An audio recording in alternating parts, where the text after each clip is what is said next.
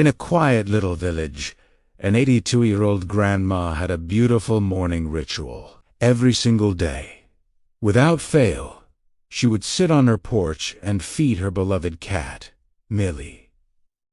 Their bond was a silent, unbreakable thread woven into the fabric of their daily lives.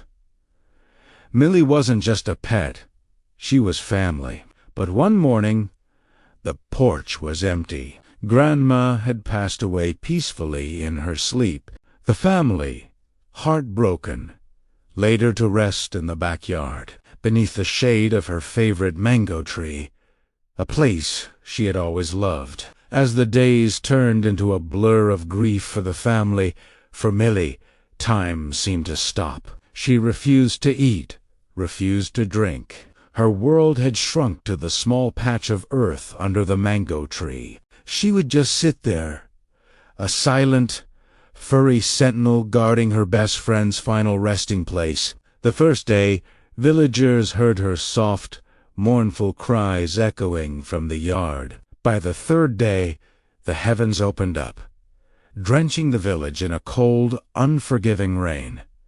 But Millie didn't move. She just sat there, soaked to the bone, her little body trembling, her eyes fixed on the grave. On the fifth day, some well-meaning neighbors tried to gently coax her away, hoping to bring her indoors. But Millie would have none of it.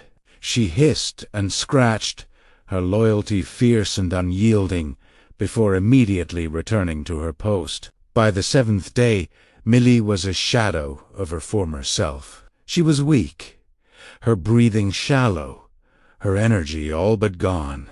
Still, she remained. It was as if she was waiting for something, holding on by the thinnest of threads. That very night, as darkness blanketed the village, another heart-wrenching sound pierced the silence. It was the sound of a little girl, crying, lost and terrified. She was only 6 years old, and had wandered away from her home. Hearing the cries, something stirred within Millie.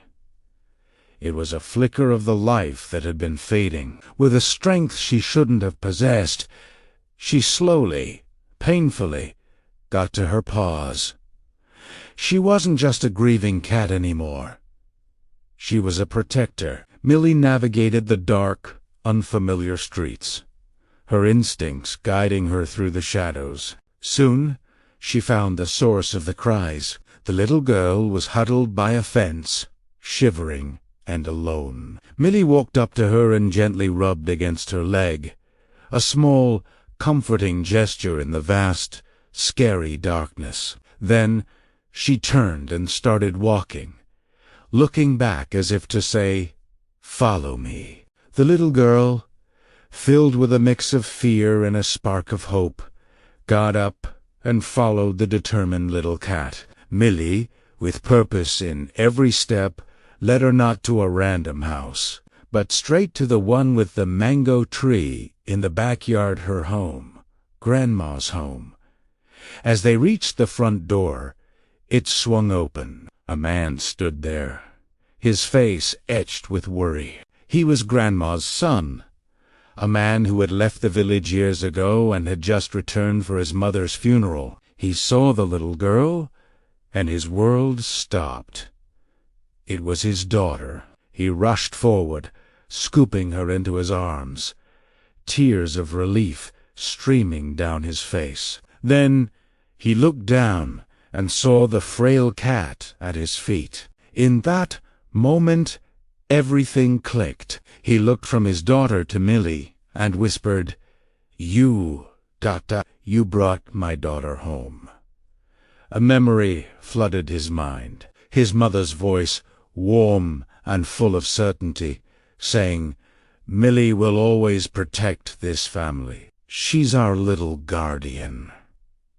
He knelt, his eyes filling with a new kind of tears of gratitude. He gently stroked Millie's fur, his voice thick with emotion. "Thank you," he said, hugging the small, heroic cat. "Thank you for keeping your promise.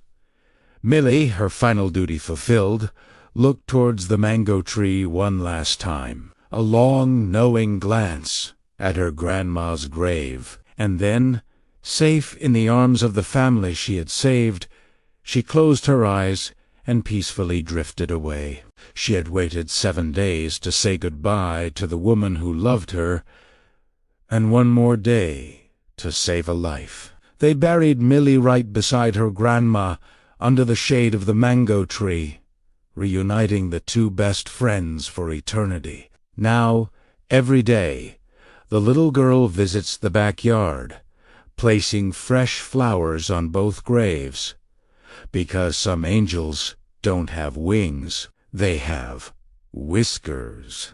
Thank you for watching. If this story touched your heart, please subscribe and tag someone who needs to see this.